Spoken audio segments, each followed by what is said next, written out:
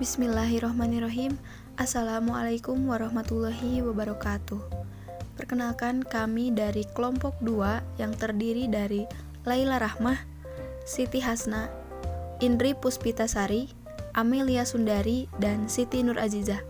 Di sini kami akan menjelaskan tentang model pembelajaran, yaitu terkait model CTL atau Contextual Teaching and Learning.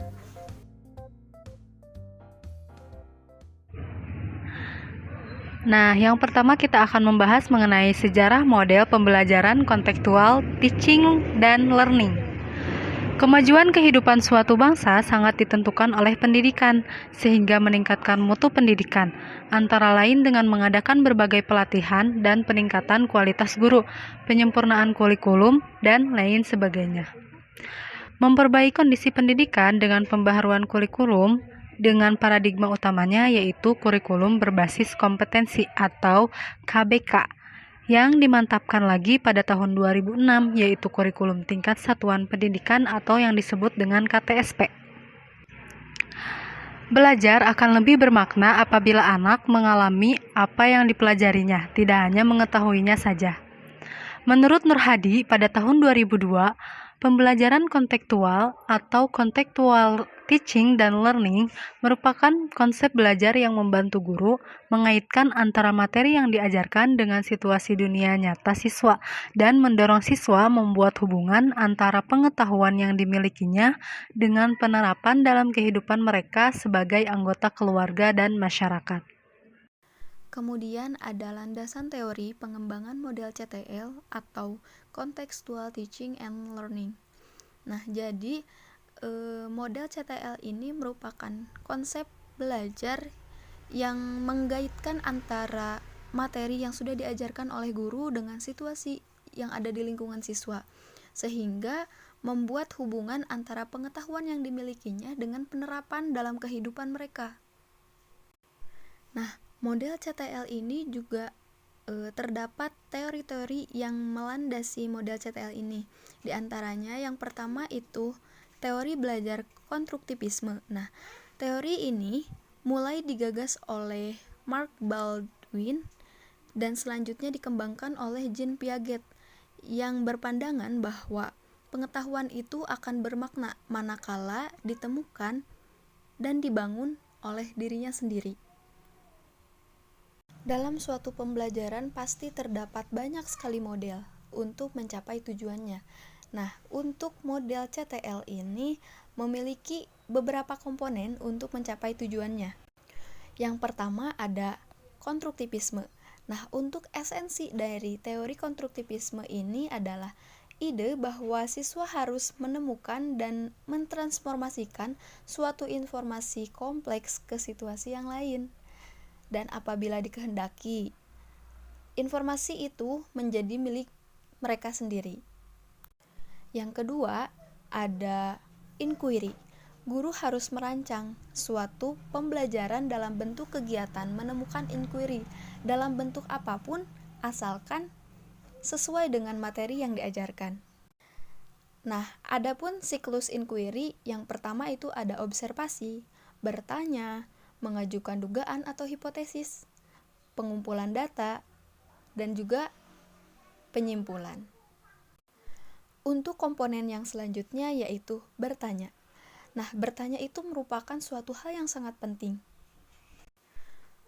Merupakan satu pintu untuk memperoleh pengetahuan. Karena itu, bertanya dalam kegiatan pembelajaran merupakan kegiatan guru untuk mendorong atau membimbing dan menilai kemampuan berpikir siswa. Komponen yang selanjutnya ada learning community atau masyarakat belajar. Nah, pada komponen ini, proses pembelajaran merupakan proses kerjasama antara peserta didik dengan peserta didik, antara peserta didik dengan gurunya, dan antara peserta didik dengan lingkungannya. Untuk selanjutnya ada komponen pemodelan. Komponen ini merupakan suatu bagian yang penting. Yang dimaksud dengan pemodelan ini adalah pemberian contoh-contoh belajar, tindakan atau perilaku yang ditampilkan oleh guru. Akan tetapi, dalam model pembelajaran kontekstual, Pemodelan tidak hanya dapat diperankan oleh guru, tetapi juga dapat dilakukan oleh siswa. Nah, seorang siswa dapat ditunjuk nih oleh gurunya untuk memberikan contoh kepada temannya. Misalkan cara menghafal atau membaca cepat. Untuk komponen yang keenam itu ada refleksi. Nah, selanjutnya ada komponen yang terakhir, yaitu penilaian yang sebenarnya. Nah, penilaian atau asesmen merupakan istilah umum yang mencakup semua metode yang biasa digunakan untuk menilai unjuk kerja individu peserta didik atau kelompok. Proses penilaian mencakup pengumpulan bukti untuk menunjukkan pencapaian belajar peserta didik. Nah, untuk selanjutnya akan dilanjutkan oleh teman saya. Karakteristik CTL Contextual Teaching dan Learning ini yang pertama yaitu pembelajaran merupakan proses pengaktifan pengetahuan yang sudah ada, dan yang kedua pembelajaran kontekstual adalah belajar dalam rangka memperoleh dan menambahkan pengetahuan baru, dan yang ketiga pemahaman pengetahuan, dan yang keempat mempraktikkan pengetahuan dan pengalaman tersebut, dan yang kelima melakukan refleksi. Kita lanjut ke karakteristik model CTL Contextual Teaching dan Learning ini menurut Johnson. Melakukan hubungan yang bermakna, melakukan kegiatan-kegiatan yang signifikan, belajar yang diatur sendiri, bekerja sama, bekerja kritis dan kreatif, mengasuh dan memelihara pribadi siswa, mencapai standar yang tinggi, dan menggunakan penilaian autentik. Lanjut ke sintaks langkah-langkah model CTL Contextual Teaching dan Learning. Yang pertama, mengembangkan pemikiran bahwa anak akan belajar lebih bermakna dengan cara bekerja sendiri, menemukan sendiri, dan mengkonstruksi sendiri pengetahuan dan keterampilan barunya. Dan yang kedua, melaksanakan sejauh mungkin kegiatan inquiry untuk semua topik. Mengembangkan sifat ingin tahu siswa dengan bertanya dan menciptakan masyarakat belajar, menghadirkan model sebagai contoh belajar, melakukan refleksi akhir pertemuan, melakukan penilaian yang sebenarnya dengan berbagai cara. Lalu kita lanjut ke model pembelajaran CTL sudah sesuai dengan sintaks ya. Di sini kita ambil 4 tahapan, yaitu yang pertama ada invitasi mengemukakan pengetahuan awal, dan yang kedua eksplorasi, menyelidiki dan menemukan konsep melalui data yang digunakan, dan yang ketiga yaitu penjelasan dan solusi, memberikan penjelasan dan berdasarkan hasil observasi. Dan yang terakhir yaitu tahap keempat pengembalian data, membuat keputusan berdasarkan pengetahuan, informasi, dan keterangan. Selanjutnya, saya akan menjelaskan keunggulan dan keterbatasan model CTL. Keunggulan terdapat 6. Yang pertama, pembelajaran menjadi lebih bermakna dan nyata. Yang kedua, pembelajaran lebih produktif dan mampu menumbuhkan penguatan konsep. Yang ketiga, siswa terlibat aktif dan mempunyai kesempatan untuk mengembangkan sesuai dengan potensi yang dimilikinya. Yang keempat, siswa dapat berpikir kritis dan kreatif dalam pengumpulan data-data. Yang kelima, siswa dapat memilih informasi berdasarkan kebutuhan oleh dirinya sendiri. Yang keenam, terbentuknya sikap kerjasama antar individu atau kelompok. Keterbatasannya ada 5.